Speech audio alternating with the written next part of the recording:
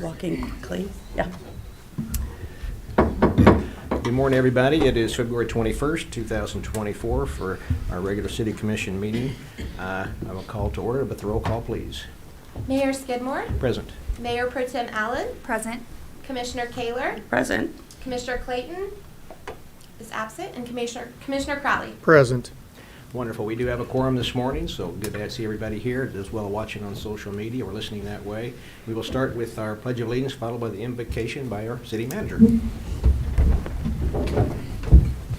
I pledge allegiance to the flag of the United States of America and to the republic for which it stands, one nation, under God, indivisible, with liberty and justice for all.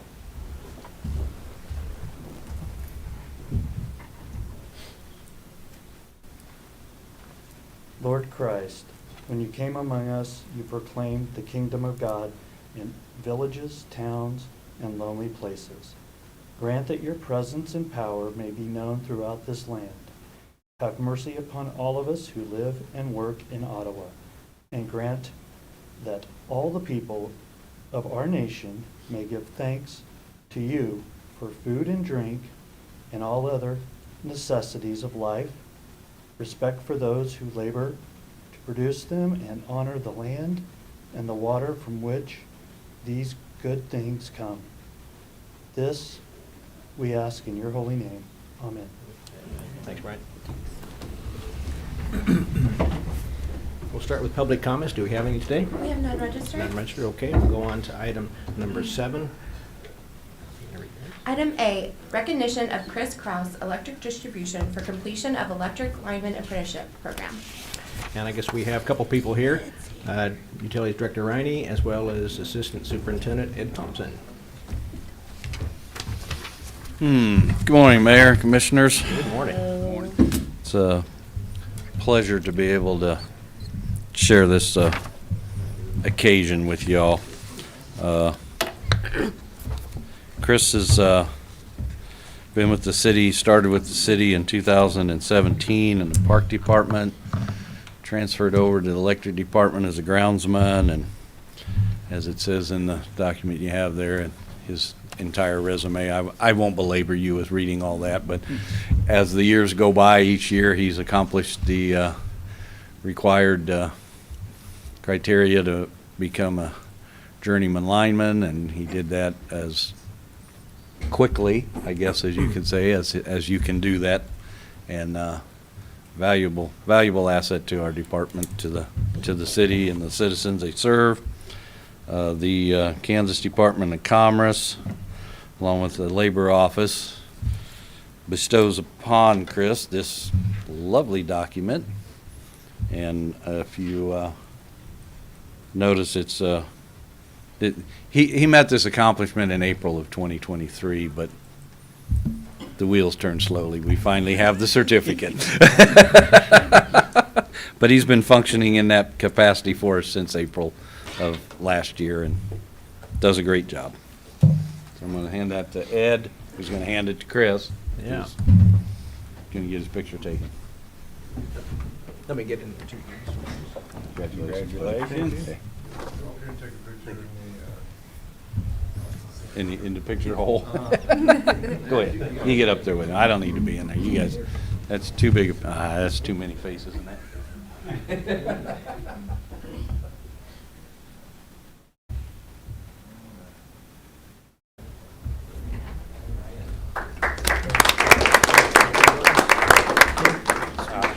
Yeah, you got anything to say? I just want to say thanks for the opportunity. It's a great place to work. So we got openings. So Thank you. we need help. It's a bonus for promo. Chris is also our recruiter. Yeah, exactly. Way to go, Thank you. Chris. Well, I want to say, add to that, when I read this, about 6,000 required hours of experience and 4,000 hours for this. HR Director Michelle, and there are about 2,000 hours in a typical work year, and so how many years this represents is quite a bit of experience. And obviously, the last 7 months, we've had 2 emergencies where you've certainly put in a lot of time and overtime and beyond that to help our community get back on power. And so we really do thank you for this work. It's just good to see us to be able to educate and then promote from within anytime we can. And you're a good example of this, not only for us up here to hear that, but for also your people you work with. And so hopefully you'll continue on doing that work, keep growing that way. And yeah, Chris, we're really proud of you, so thank you for what you accomplished. Good job. Good job. You bet. We'll move on to consent agenda, which is the minutes from the February 14th, 2024 City Commission meeting and the agenda approval. Do I have a motion? Mr. Mayor. Yes, ma'am. I move that we approve the consent agenda. Second. And there is a second and a third. Let's go with that. Either, take your pick. Mhm, there you All go. in favor, say aye. Aye. Aye. Opposed, same sign. We'll go on to item number 9, which is the declaration. At this time, I'd like to give the commissioners a chance to declare any conflict or communication they've had that might influence their ability to consider today's issues impartially. I ate chicken this week, so does that, Oh. I know. I did too. I know, Okay. so I'm like, just Now we don't want have a everyone to know. Full disclosure. Yeah, full Thank you. disclosure. Okay, was it good? Okay. Well. We'll go on. We got unfinished business, I guess. We got the item 10, you, which is Milton. a charter ordinance establishing the transient guest tax. And we'll have our city manager, Silcott, to talk to us about this one.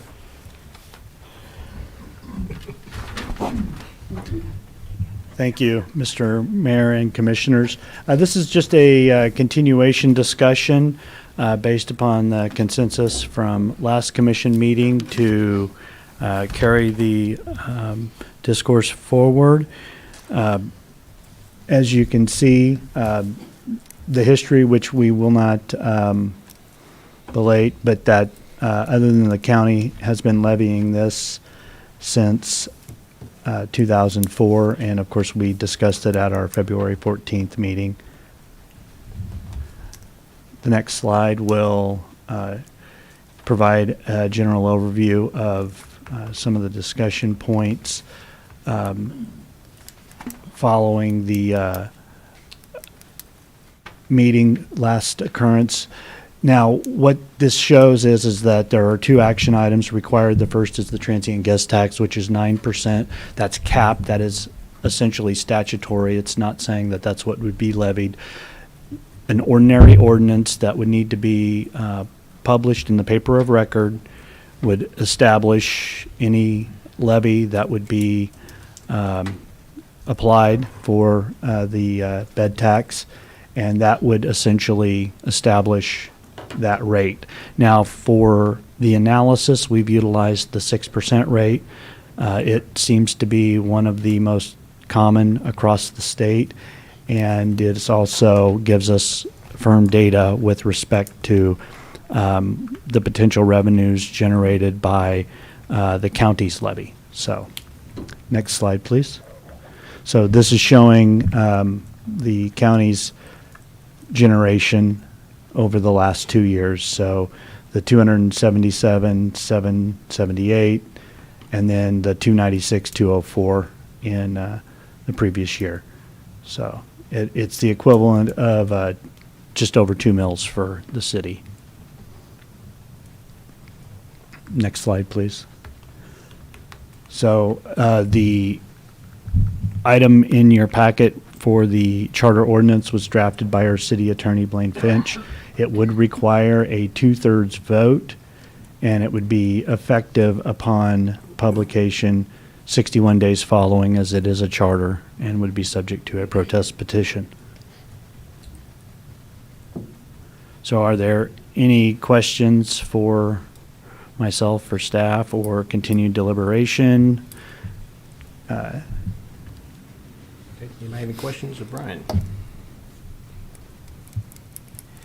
I did just look up at the information we got from last week, and it looks like combined county and city, several of these places, like Lawrence is 6%, Gardner 8%, Garnett is 6%, Pale and Lewisburg would be 5%, and so these are some ranges. I think Emporia was 12, if I remember right. It was up at the highest end of that, I believe, total with county and city.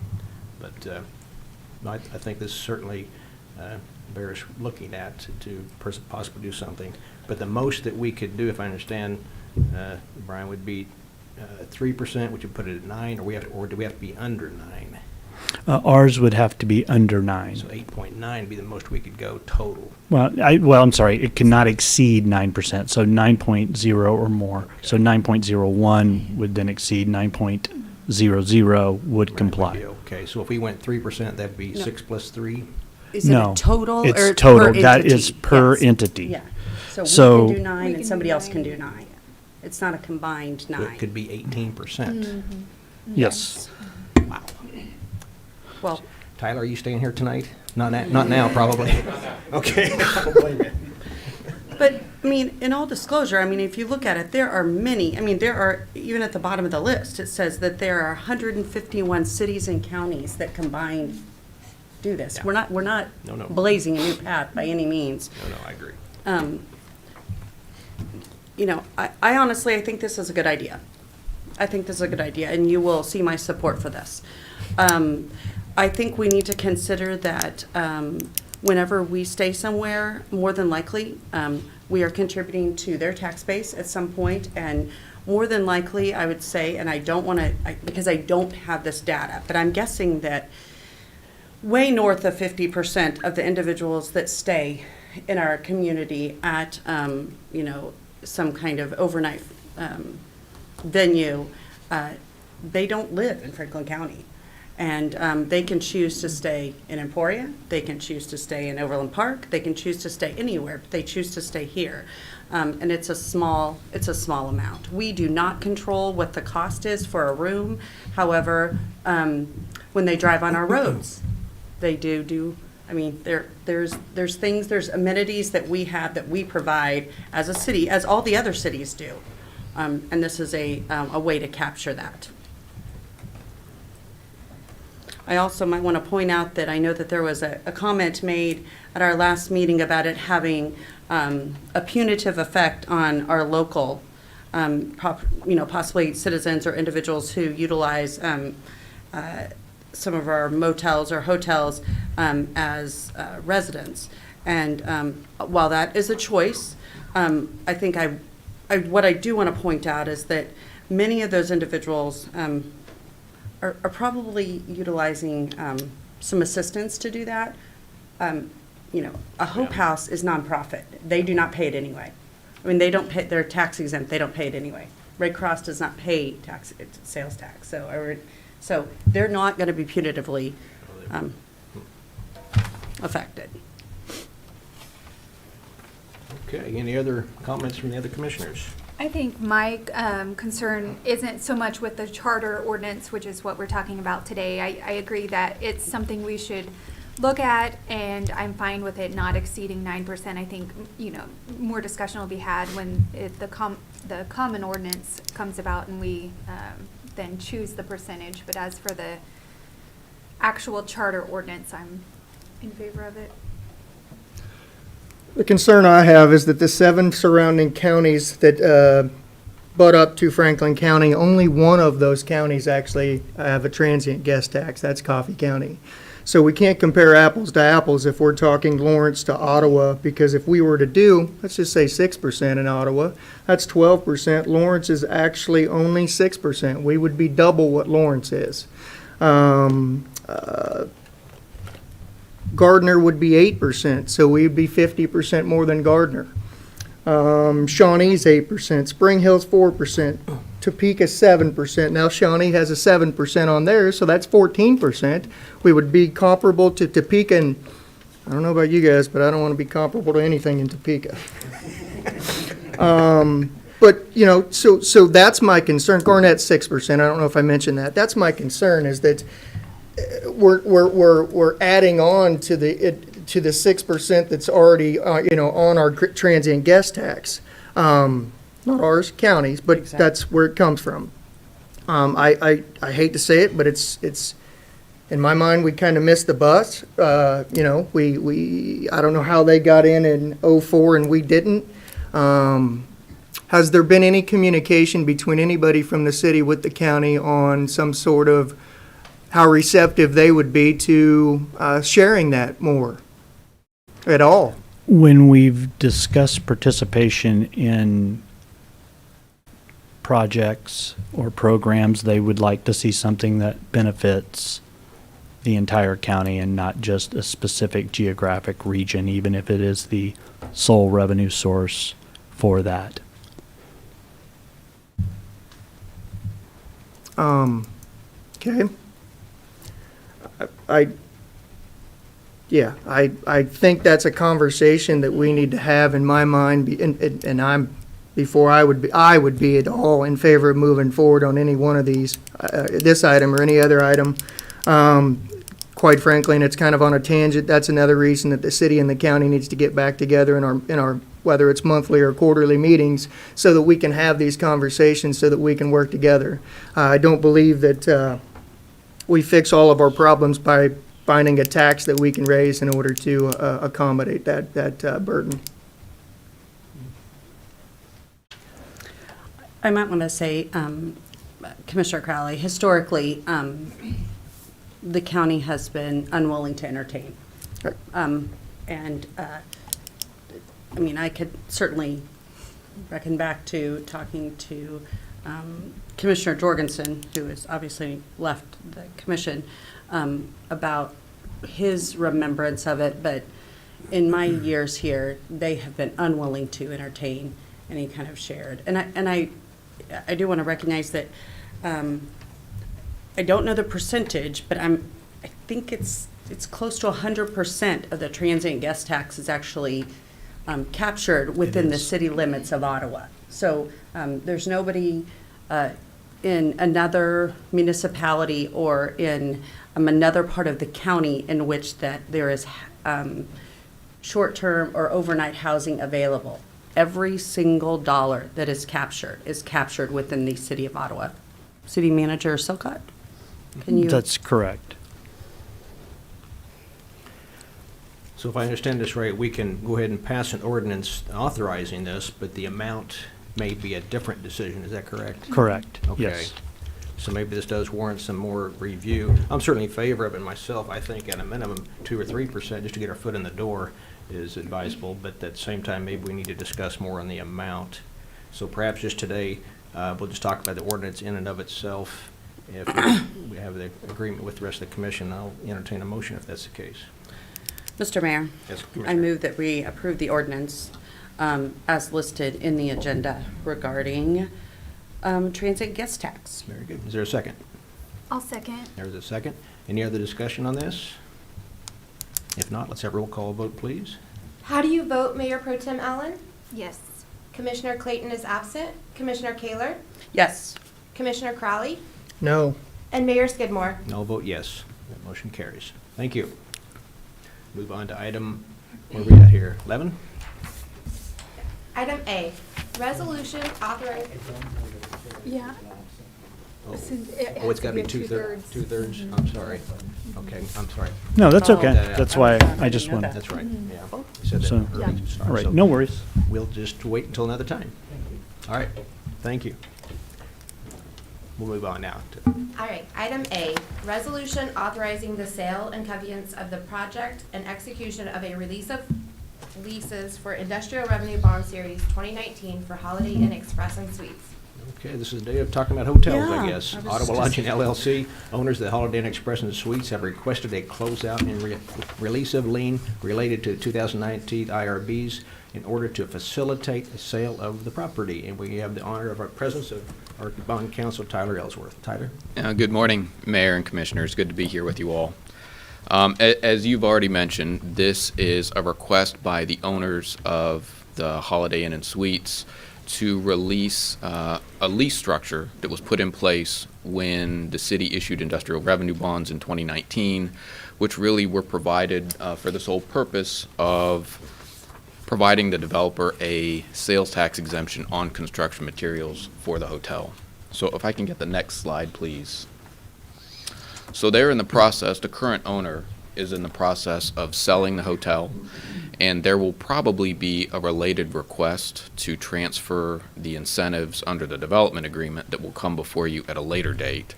But what precipitated the request before you today to terminate these industrial revenue bond leases was that this lease structure, even though the bonds were repaid in December of 2020, the leases are still on their title.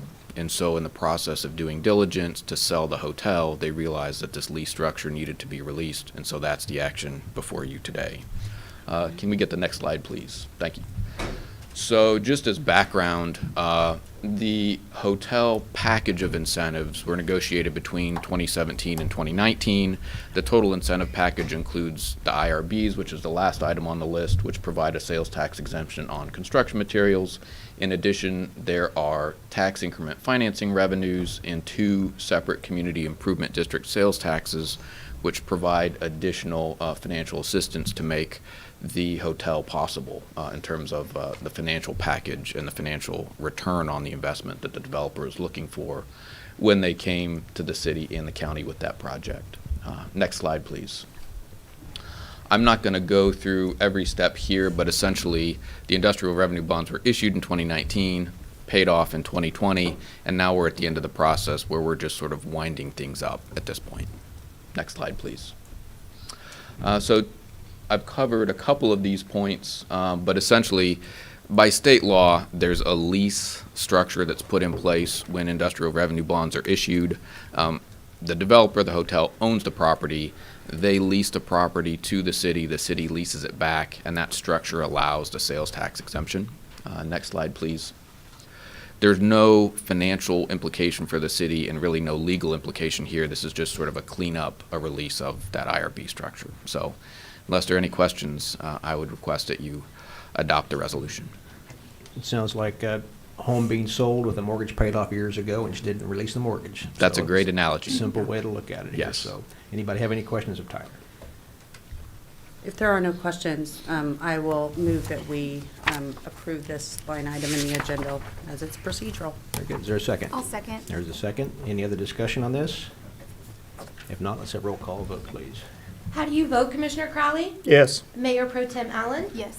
Commissioner Clayton is absent. Commissioner Kaler? Yes. And Mayor Skidmore. I'll vote yes on that, too. Motion carries. Thank you. Tyler, thanks for coming. Good to Yes. see you. We'll move on to item, what is that, 11B. Mobile food vendor licensing. Review of current mobile food vendor licensing framework as outlined in Chapter 11, Article 8 of the Municipal Code, and provide direction for its potential revision. City Clerk. Good morning, Mayor and Commissioners. The item before you is our mobile food vendor licensing. This request was citizen-driven to the governing body, and so staff is recommending that the governing body review the current mobile food vendor licensing framework and provide direction for its potential revision. On July 18, 2018, Ordinance 3988-18 was passed, formalizing the mobile food vendor licensing, which includes a $150 one-year license expiring 12/31 with no prorated option, application including contact information, license plate, and description of services offered, photo of government ID as well as mobile food units, copy of their state Kansas license for food service, and a copy of their Kansas sales tax certificate. I would note that these requirements do not apply for city-approved events or private catering. As I stated, currently, the Ottawa fee is $150 with no provision for prorating.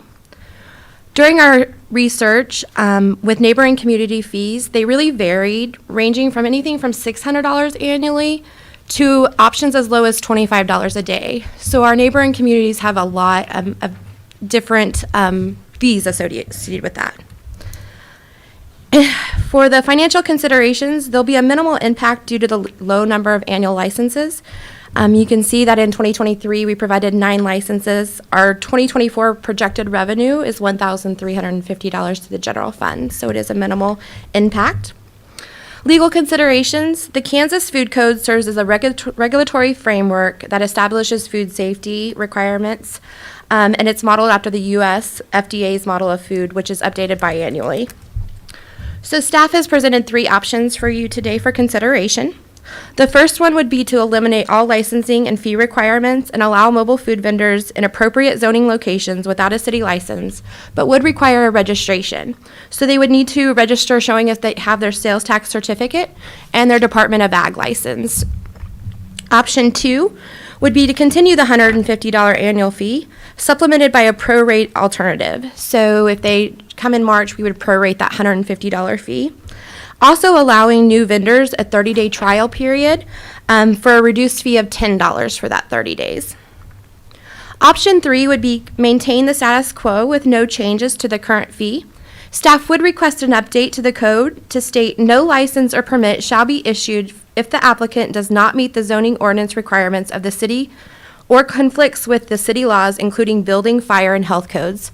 This would allow our fire department to do any inspections that they would feel necessary on those mobile food vendors if we were to keep the licensing the same. Action opportunities. Direct staff to prepare an ordinance revising the article with one of the 3 options outlined, or refer this item to next Wednesday for more continued deliberation and consideration. And with that, I would stand for any questions. Okay. Anybody have any questions for Melissa today? Melissa, if an individual is a mobile food vendor, can they apply online? They cannot. We don't currently have that. We're exploring some online licensing opportunities, but we don't currently have that. It's a form that they fill out and they email that in or can drop that off. Okay, all right. But that is something that we're considering and we're looking at. Yes. Okay. That's my only question right now. The 30-day trial, is that something relatively new to the area? In the other communities, I didn't see, do they have that option as well? There hasn't been a 30-day kind of trial period. They do it more per day to allow them to come into the community. It's really a trial period for the mobile food vendor to be able to come in, see if there's a demand for their services. And so they do offer options of daily for that, but we haven't, this was something kind of new to present a 30-day option, just to give them more than 1 or 2 times and not to have to process a license several times over for the same vendor. Okay, thanks. Is it punitive if we were to do what is suggested in option A, which eliminating all licenses and fee requirements, but they still have to register? I mean, in all simple terms, so what if they don't register? I mean, is it punitive? Is there any recourse if an individual just goes like, yeah, I'm not going to do it? I think that definitely we would want to talk to legal, but I think that that would be drafted up in the ordinance of requiring of a registration, and then hopefully there would be a fee associated if they didn't register. Ultimately, we're really concerned to make sure that they have their food safety license and that they're collecting sales tax in our community are our 2 number 1 goals. The fire department also has safety issues and concern for that as well, and so definitely per your direction, we can look at making sure that there's some kind of penalty or fine associated with that. I can't state that exactly without having legal's recommendation on that. Well, I certainly, I'm looking at option 2 or 3. I think we should charge something because we're involving city employees to process the application and review. So I personally would go for 2 or 3, but I'd sure like to entertain the opinions of the other commissioners. And Mayor, to add on to that this does go out to all departments in the city for approval, just to have them look it over to make sure that there's nothing concerning. So all departments do have their hand in the mobile food vendor. Okay, good, thank you. I think you bring up a really great point, Mayor Skidmore. The thing is that individuals, if you're listening and you go like, well, why do you need a license? Why do you need this? It does take city time, and it takes employee time. And remember that just like you, the citizen, when you're working somewhere, you'd like to be paid. And our employees deserve to be paid for the work that they do. And it doesn't just happen. And so I agree with you. I think that it does take city time, talent, and really takes time to do those things. So I think option 2 really, for me, looks like the best option. What I would like us to consider is maybe doing like a 30-day trial for like $20.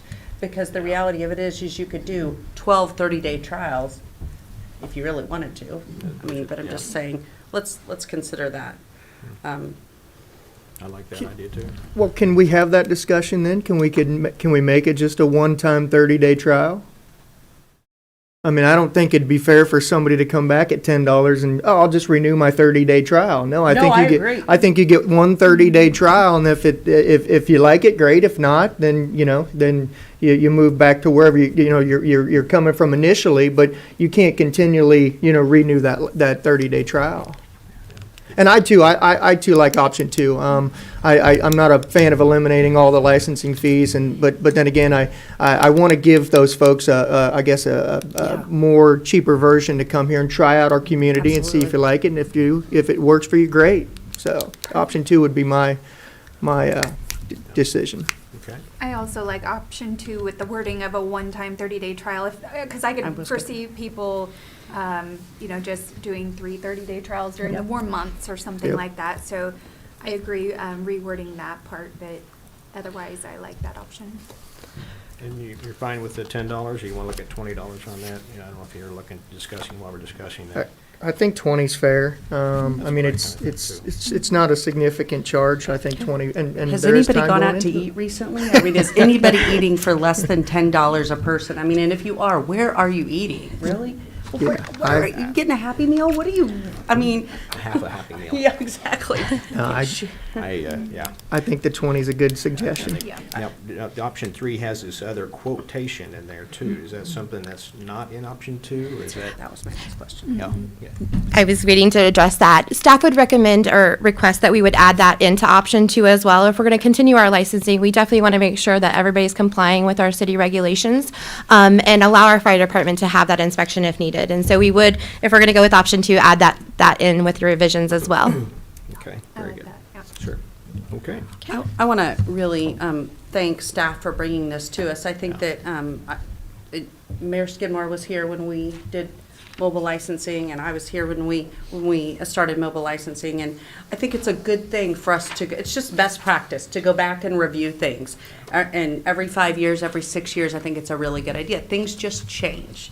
So thank you for doing that. Perfect. It's also good to see we've had the highest number of licenses this last year. Yeah. Started at 2 and 2 and up, so it's good to see people are coming to town. And also, it's a service to our community. I know some of our brick and mortar restaurants don't care for these coming to town, but again, it's just a temporary thing normally. And I assume that the landowner gets some compensation as well when the vendor comes. So the way I look at it, the real estate person that owns the property, they could refuse it if they didn't want them, but they make some on there as well. So it's a good thing. Mr. Mayor, are you approving, are you entertaining a Yes, motion? I'm ready to entertain.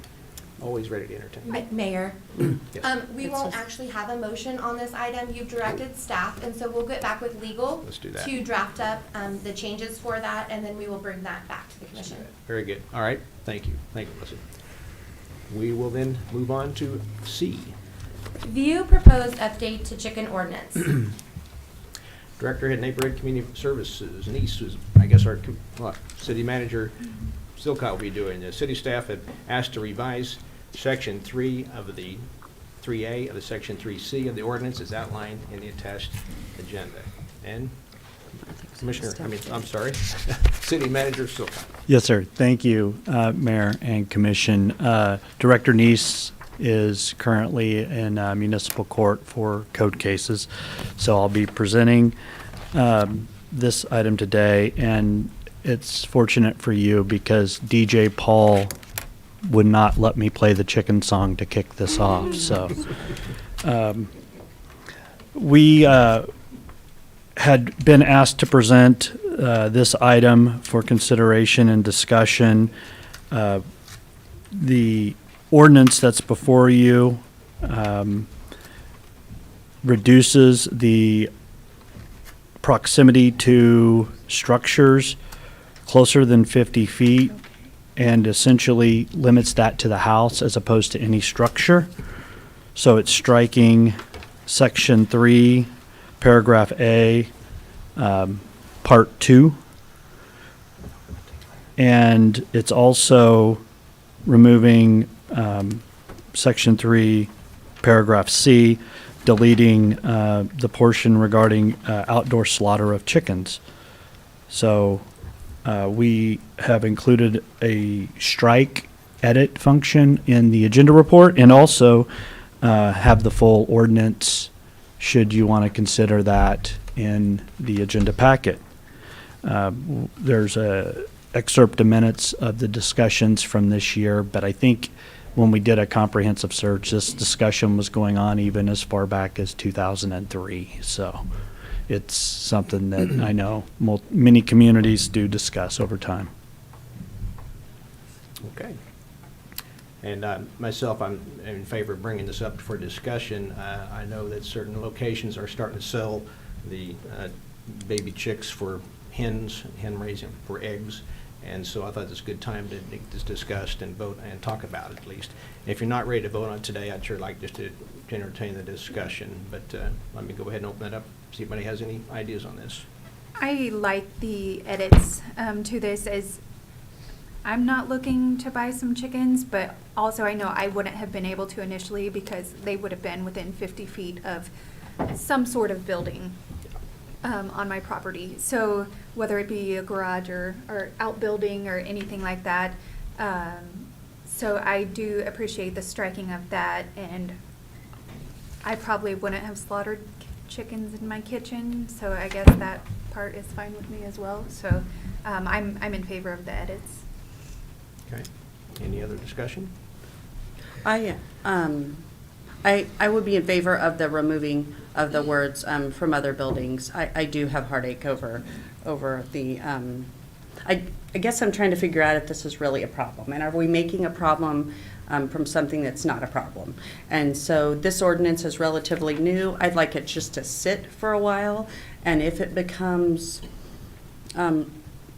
very onerous for an individual who must slaughter chickens outside, then I think that we should entertain it. But I think we are making this a problem before it's a problem. So I recognize the 50 feet, and I think that that's fair. I can't be in support of getting rid of something that I just don't know is a problem. And I've heard from absolutely zero citizens, except for citizens saying, I don't want chickens. Well, and I too was going to ask if we'd had any analysis or information at this point of how many chicken applications we've, that have been filled out. Do we have any information on that? I know, I have not seen the current year to date, but I know that we had not had any addressed in the 2023 calendar year, but we did give the,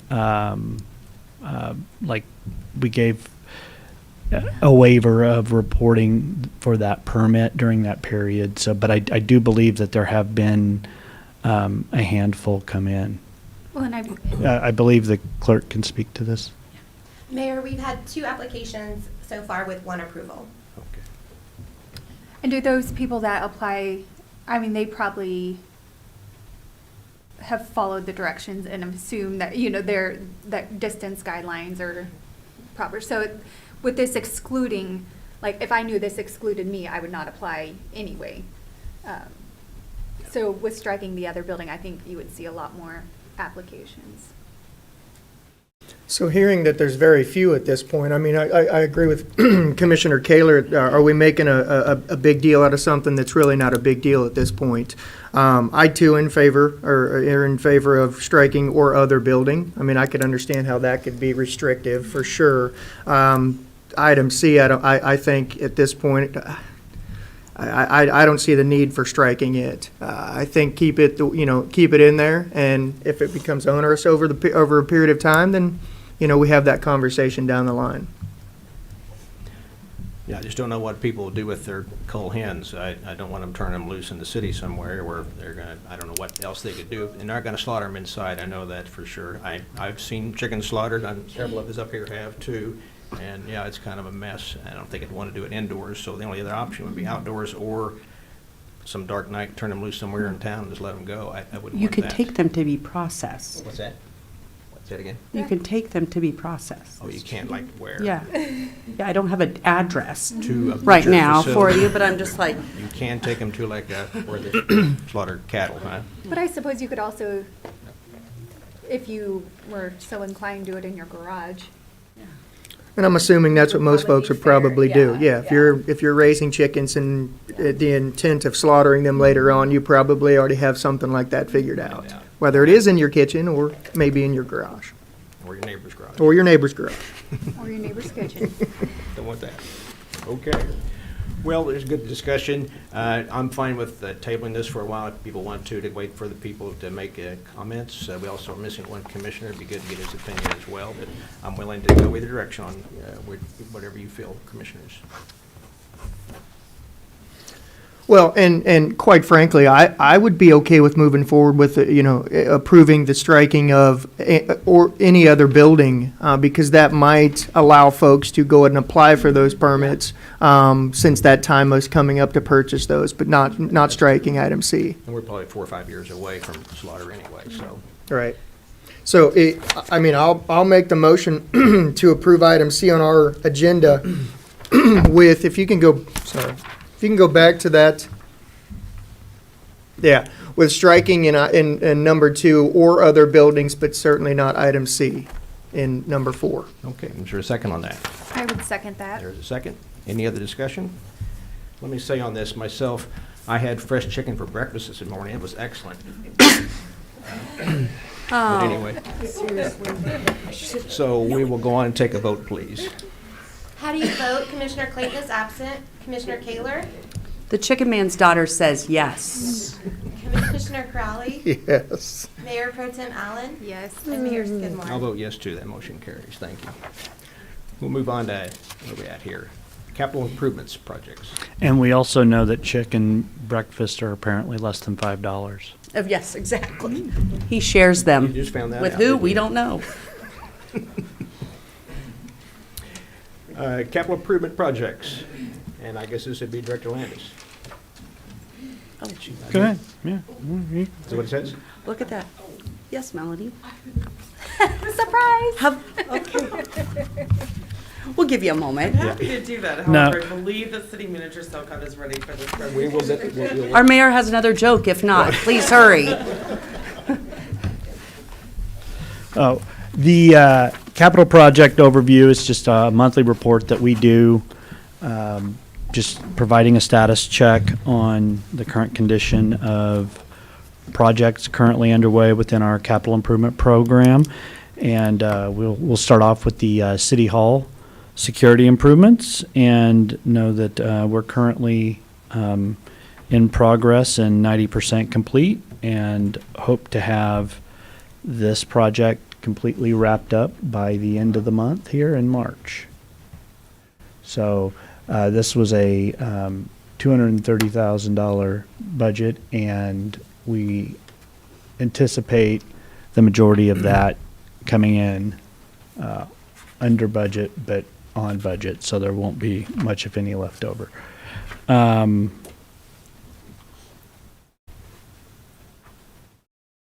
Any questions on the current security improvements? This project's being coordinated by our IT director, so Paul Mr. can City certainly. Manager, it's not necessarily on this project, but, and maybe you got something in there, I didn't see it, but do we have any kind of update on any work that's being done, or how we're moving forward on the update to this commission room? Not on this actual item, but we do have that in the program. And so we look forward to having that discussion here within the next 60 days is what we expect. Okay. We've mentioned a few times before that it makes it, I always have to lean back and talk to the other commissioners. Right, and just for the having that- horseshoe shape. Yeah, if and- we could have a horseshoe-shaped dais, that'd be great and to have, to and further some conversation. One of the internal discussions too that we looked at was placement for display screens and room layout, and so we'll need to have some input from you, the users, on that, because one of the things too is maybe look at moving the commission photos to hallways and the entryway of City Hall and putting a logo there for photos. Utilizing television screens behind the bench versus, there's several different approaches that we'll need engagement on for the folks that are actually using it, and not just staff thinking something up. But we'll obviously put something together to roll out for you to adjust and amend and massage as you see fit, because you guys use it from a different perspective than we do, and that's why we want you to be the driver on that. Certainly, and I do appreciate that update. I mean, I know this is, in my mind, this is kind of something that's important to start having discussions on, because I think we could have some more conversation that may, provoke some different decisions or other decisions on other things that we're dealing with. So, something important in my mind for sure. Yes, sir. The next slide is the Law Enforcement Center, which that will be actually leaving the presentations because it is completed now. So there's really nothing new to report on that. We do have a following slide which shows a list of the GeoBond 2022A projects and their current status. And you'll see that the OMA remodel, which was funded with this issuance, is complete. The boiler system and the City Hall HVAC is not yet started, but we are working with, because of the complexity of these environmental design systems, we're utilizing our city engineer and their firm. They have an environmental engineer who's going to be acting as the property representative and project manager for this as we roll forward with the HVAC systems. And then just the flood mitigation's complete. And so we'll be doing the big kickoff, but just wanted to provide a status update on that issuance of status for the 2022 Alpha issuance. So anyway, the next slide is our taxiway reconstruction. I'm sorry, the traffic way study. And this is our K68 traffic study, which is currently underway and is being finalized. We're going through material right now at the staff level for presentation on the city webpage and KDOT's webpage for just education of the public and the current design. I know Mayor Skidmore attended a recent stakeholder engagement session with folks that are in that corridor, which runs from essentially I-35 to the golf course, so along Logan. And we just put that in there because that could lead to some other items down the road. The next item will be the taxiway. And this is a reconstruction. It was originally a rehabilitation, and Director Hafley is working on a new RFQ, which is required by the FAA. So we've had a slight delay, but we'll be doing an RFQ for the engineer because the approved project was a rehabilitation and this is a reconstruction. So once that process is finalized, we can get back on task with that. Splash pad, you'll see it doesn't appear that there's been much progress, although Is that an up-to-date picture? That's me in the corner. Yeah, way to go. It is a warm February.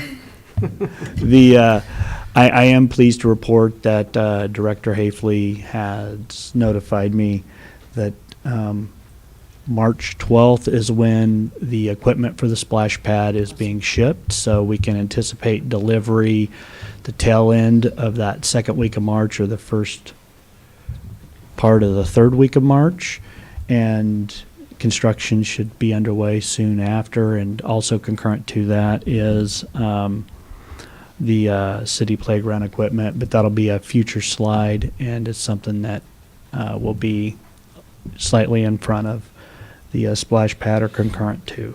So the next slide will be the Proximity Park water tower, and you'll notice if you've been along Montana or the interstate that it really went up pretty fast as soon as they got the crane on site. So we're pleased with that progress, but from a budgetary standpoint, we're still under 50%. But you'll be, now that that's underway, you'll start to see an increase in draws on that frequency. So next month, you should see a significant increase in the percentage spent. Our water plant generator, we're still waiting on KDHE, and I wanted to just note that Director Riney has been keeping us up to date. It's just, as of February 1st, we're 10th in line, or 11th in line with 10 in front of us for plan review. So, as is often the case with water, wastewater, given the reduction in the size of KDHE following the 2010 headwinds that were experienced, their staff was significantly reduced, and so you've got less than a handful of folks to review plans for any rural water district, municipal water, or so the folks to review the plans are pretty limited, and so that's part of the reason of this this clog. Is the generator able to be used with what's existing now, or does the new switchgear accommodate it?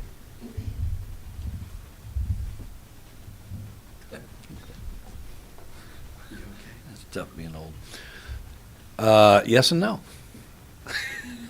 The reason it's portable is, and you probably know this better than the rest of the room, is to be used at several locations. And the high lift pumps over at the ponds on the west side of the highway, that switchgear is installed and it is capable to function there. The switchgear at the plant itself and the high service pumps is part of the rehab of that motor controls that we're waiting on KDHE to approve. So it is functional in one capacity. So it's not able to be used at the plant? No. Okay, so if something were to happen there, we're just sitting there with a generator that isn't going to do us any good at the plant? Correct. Yeah, I'm just. Yeah. Yeah, okay. Yeah, it's incredibly frustrating.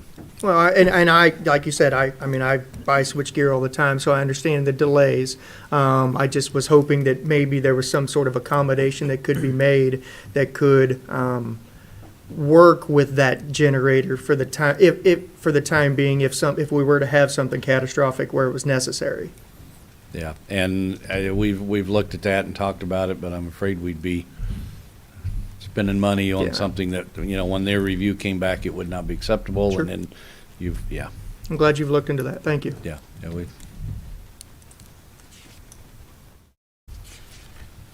And eventually, I mean, we're eating the elephant a bite at a time. We know that that's not ideal, and we want each facility to have its own generator. It's just, we like low water rates too. So it's saving and then applying that going forward.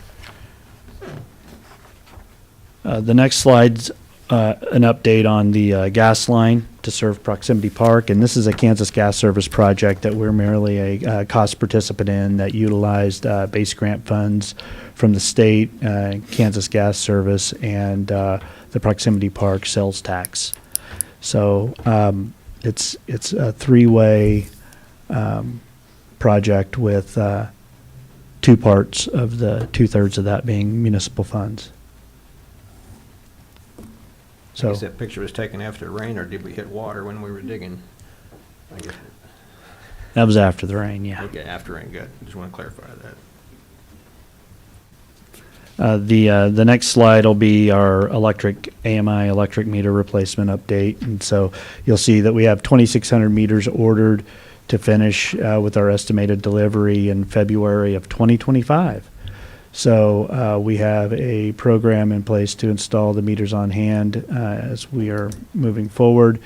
And as is always the case, anticipate at some point down the road supply chain disruptions somewhere along the way that are likely to occur. But for now, the plan is to continue our installation as is, and then have crews set aside in 2025 when those new meters are online. Now, this will only address our residential side.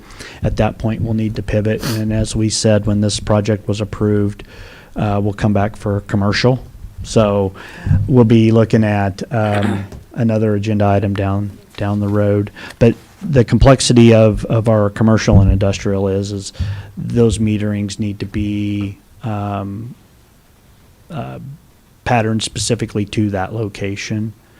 And so that will require substantially more planning in moving forward.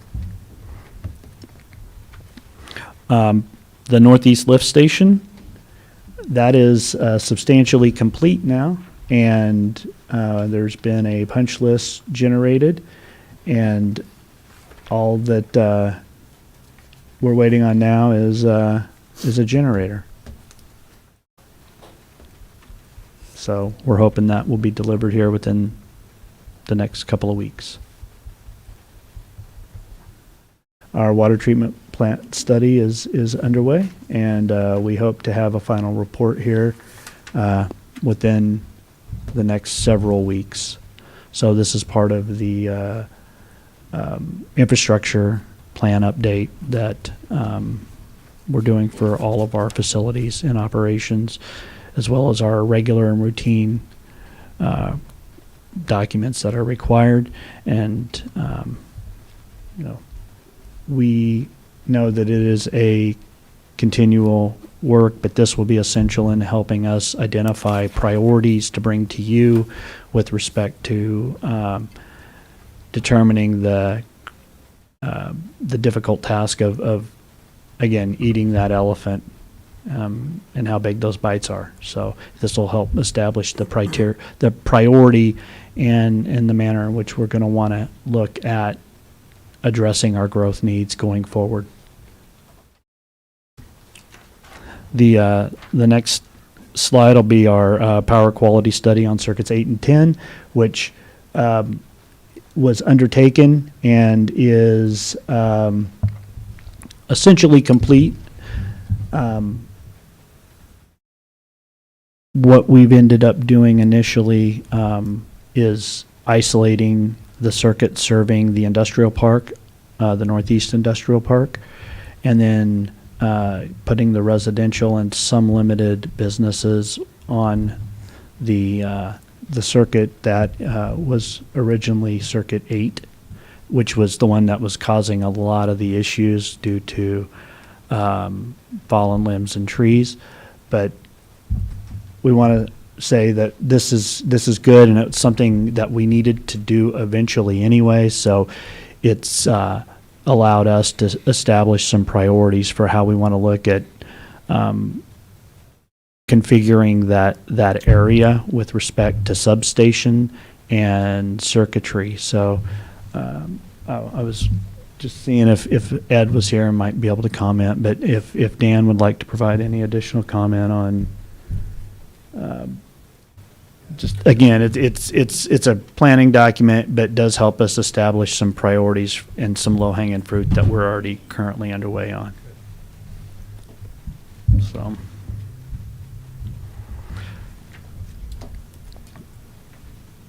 And what this shows is our upcoming projects for the current fiscal year within the capital improvement program, which again, we touched on that with the splash pad, which is the playground replacement, and that will be running this spring. So as the splash pad is under construction in March, April, we'll be removing the non-compliant playground equipment that's in place just to the north of where the splash pad will be, and replacing it with new playground equipment that will serve in a new generation of children going forward.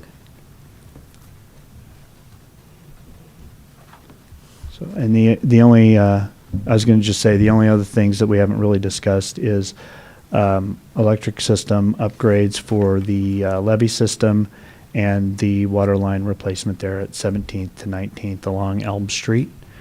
And we will also be looking to go back to bid for a 2023 project at Mulberry and Dundee, which came in over not only the engineer's estimate, but over our allotted budget. So hopefully that will cycle out a little better this go around.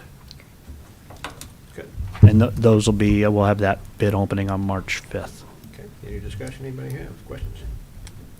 I got a, whether you can answer it or Mr. Hafley, whichever one. During the construction of the splash pad, will that conflict with any other equipment that's down there at City Hall? Will the playground equipment still be open? You know, will it conflict with anything? It should not. Originally, we were planning on putting it down towards the, towards Skunk Run, basically right across the sidewalk from the playground area, but we've had to move that to more to the south end, because we couldn't get sewer lines to get, we didn't have enough fall for the grade for the sewer line, so we've had to move it, so there shouldn't be any disruption to any of the playgrounds. Great, thank you. So are you thinking you're going to put it east of the band shelter now? Yes, Okay, yes, yes. okay. So the sewer line, well, we can go two different ways from there, but the easiest way is to go to the sewer line that's kind of on the north side of the gazebo. Well, and that's really kind of I always hate to say it, but the non-sexy thing that people don't like to talk about. It's like, where's the sewer line at? But it is really critical that you know these things. I mean, nobody really thinks about, like, well, look, there's a piece of land. We can just put it there. Well, we can't, because there's things that prevent that. But Yep. exciting for a whole new city park, it sounds, or, yeah, city park. Oh, yeah. Yep. They're telling a lot of kids about this coming up, and so they're excited, so we gotta follow through with it now. We have a major revolt if we didn't do it. How many square feet roughly do you know on the pad? I don't have that. Okay, that's fine. I think it's a 50-foot circle, Okay, so, just checking. Sounds good to me. okay. Good. Any other questions on the capital improvement projects anybody have? If not, we'll go to comments by our city manager. Thank you, Mr. Mayor and Commissioners. I'll keep it brief and just say that what this report is just an overview, comments on our operations over the last week or so for utilities and neighborhood services, as well as our human resource serving the internal customers, but also the community and cultural engagement piece with that OMA event with the Bulgaria breakfast, where we had 55 attendees attending. And then just want to highlight that we'll start our audit next week, and that we'll have our January financial report in the next agenda packet as well, and a expanded municipal investment policies forthcoming as well, which will expand additional revenues without risking our full faith and credit or the city's increasing our liability, and it will adhere to the premises of best practices. So my comments essentially are that these activities highlight the proactive measures and significant accomplishments across our departments, illustrating our unified commitment to enhancing our service quality to the community, its safety, our cultural enrichment, as well as operational efficiencies for those we serve across the city, from our utilities department infrastructure improvements to our neighborhood services, community development initiatives, and our fire department's strategic safety measures, being served by our human resource department's focus on talent acquisition and employee well-being. Each of these segments report our operations are geared toward fostering growth, safety, and community engagement.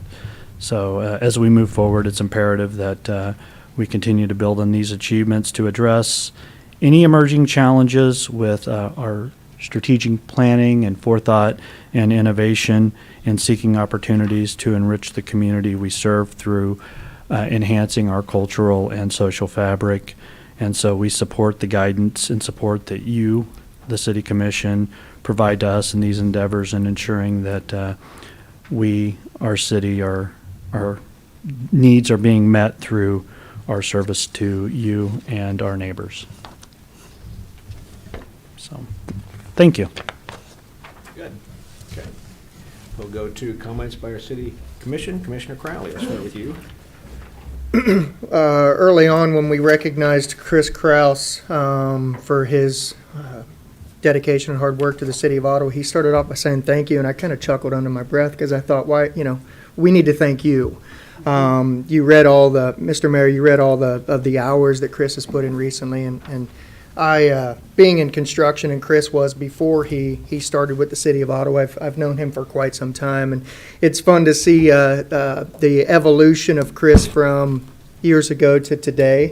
How much he certainly means to the city of Ottawa, and the hard work that he has put in, and how it's paying off now. So wonderful to see him and the other guys here today instead of out on the site. And I just want to say to anybody that if you see those guys out, it's a nice sunny day out. They're probably not working as hard as they were on July 31st or just a couple weeks ago. So stop and tell them thank you for what they've done over the last 6 months.